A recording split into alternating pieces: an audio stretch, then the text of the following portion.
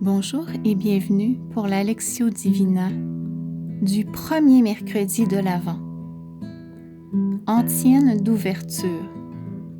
Le Seigneur va venir sans tarder, éclairer ce que voilent nos ténèbres et se manifester à toutes les nations.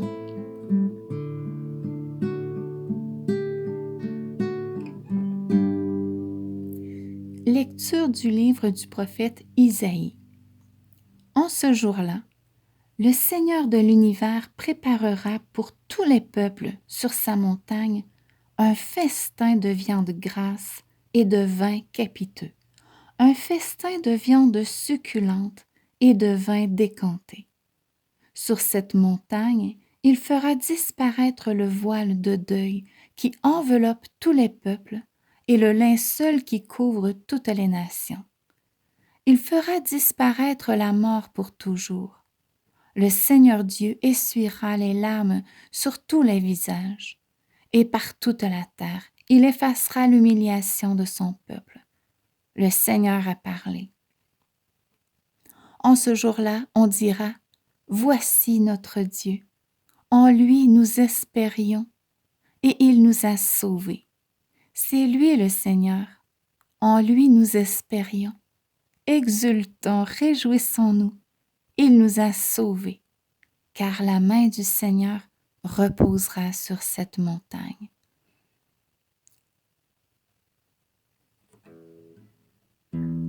Psaume 22. J'habiterai la maison du Seigneur pour la durée de mes jours. Le Seigneur est mon berger, je ne manque de rien. Sur des prés d'herbes fraîches, il me fait reposer.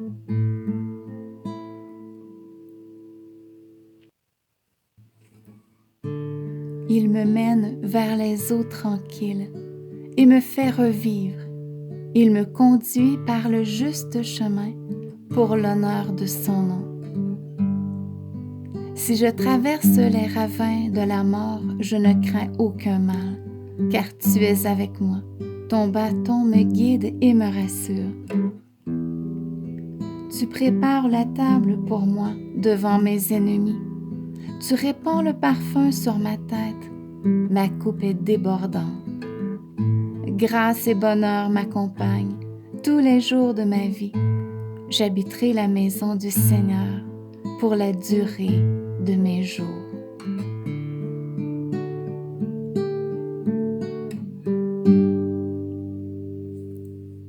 Alléluia, Alléluia. Il viendra le Seigneur pour sauver son peuple. Heureux ceux qui sont prêts à partir à sa rencontre. Alléluia. Évangile de Jésus-Christ selon saint Matthieu. Gloire à toi, Seigneur. En ce temps-là, Jésus arriva près de la mer de Galilée. Il gravit la montagne et là, il s'assit.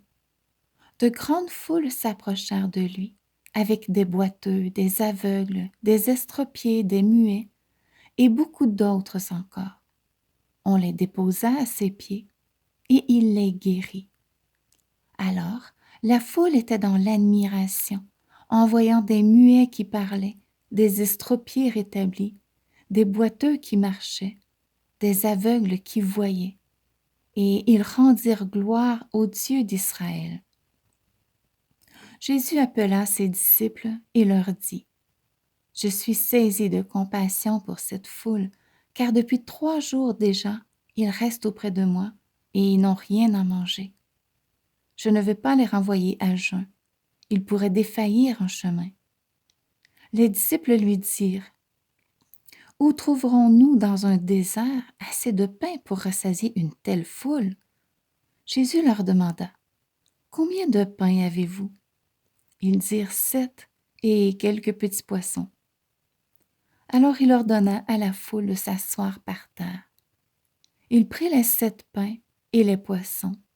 Rendant grâce, il les rompit et il les donnait aux disciples et les disciples aux foules. Tous mangèrent et furent rassasiés. On ramassa les morceaux qui restaient. Cela faisait 7 corbeilles pleines. Acclamons la parole de Dieu.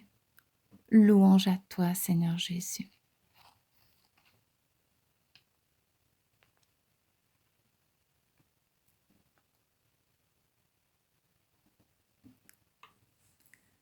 Le Seigneur vient. Mais sommes-nous en marche à sa rencontre? La promesse est là, mais sommes-nous prêts à l'accueillir? Promesse de festin, de vie, de joie, de la présence de Dieu parmi nous.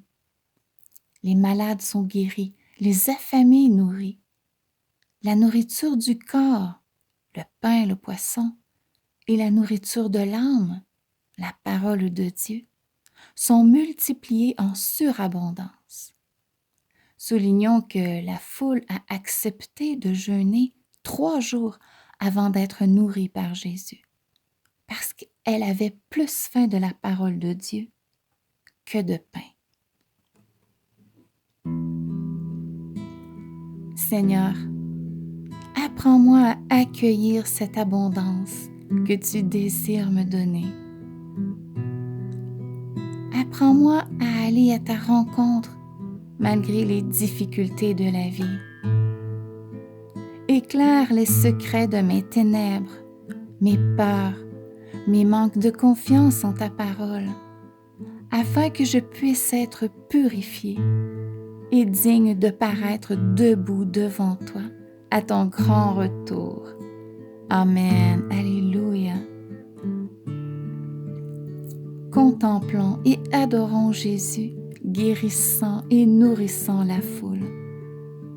Et dans le silence, je lui demande cette foi et cette espérance qu'il me guérira et me nourrira toujours. De ce qui a le plus besoin d'être guéri et nourri en moi. Se rappelant que peut-être Jésus se sert d'une souffrance pour guérir mon âme ou celle du monde. Oui, prenons un instant de silence.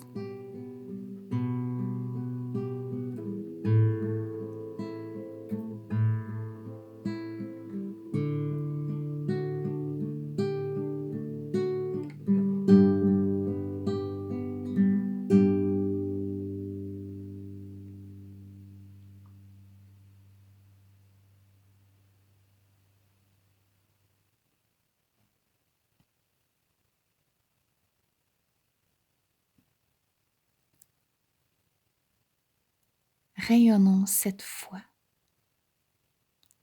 Jésus est déjà en train de nous guérir et nourrir de la meilleure façon qu'il soit pour le salut de notre âme et du monde.